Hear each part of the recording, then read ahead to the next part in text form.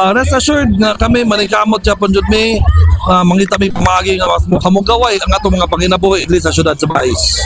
Sa education, yes, as we mentioned earlier, manikamot mi nga mangita mi paagi nga ang atong graduates from senior high school nga maka-enroll to college tanan. So kana mo among usa sa priority gyud namo sa administration karon nga term. And sa economy wise, ako na igod sa agricultural na lang, because agricultural based man yung Bais. Naningkamot po daron nga unta akong gihangyo ang duha ka sugar mill na to. Nga unta sila mudawat ra og affiliated nga mga farmers. In that case, kay tungod sa karon kani mga walay asosasyon nga farmers nato, kabalo ko daghang problema. And kasagaran pare-pareha ang problema. Nauntay SRA nga maduulan. Kaso lang I also understand sa SRA nga di po nila madahan o katubang tagsa-tagsa ang atong farmers. So that's why it would be better if maka-asosasyon sila para ang asosasyon ng kuan mo moduol dito. And I know if it will be better for the farmers o na asosasyon, mas may production, mas mayo po ang atong abot sa atong mga mills. And if mayo ang abot sa mills, mayo pong revenue sa syudad. No, so hopefully, and if it's gonna be a failure, I will take full responsibility as well. Yes, makita na to ang progress sa ilahang gipangbuhat, no? Even from outside lang magkita ka, na taas yung agi.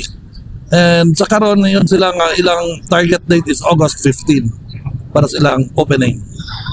Yes, na padayon ang ato ang mga kuan din ato ang paglantaw sa pangitag budget para makapadayon ta sa ato mga river control.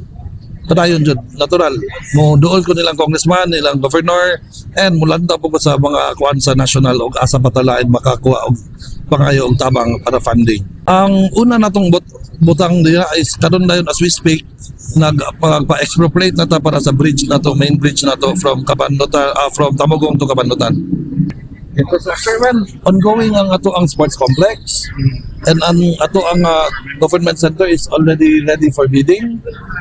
And also the national science, nagkuan man ta ni bid man punta for national science. Sa karon ang Bais man po ilang nalantaw. So we are also looking forward to giving them a 10-hectare property.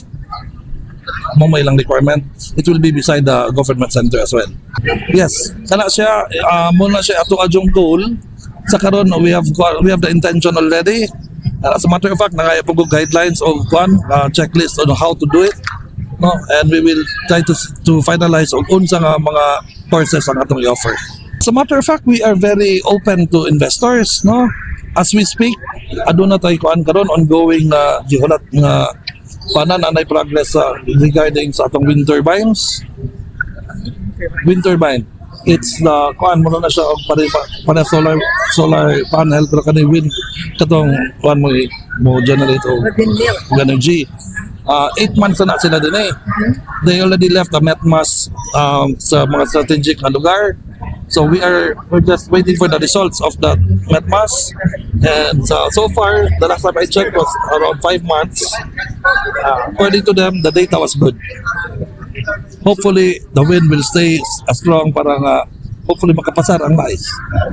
Muna usas among gihangyo no, nga unta priority jud ang taga Bais. But I know it's gonna be hard on their side kay knowing a third party private man na hard for them to kuan jud nga strict taga Bais jud, but priority unta lang taga Bais. Muna ang gihangyo. Yes, assured. Mga Baisanon, salamat kayo sa inyong gipakita nga suporta namo itong aging PDLI. And I assure you, we will continue to run the city with pamaagi ng honest, truthful, transparent, and God-fearing pagpadalagan sa panggobyerno. Promise nga I will not let you down. Promise.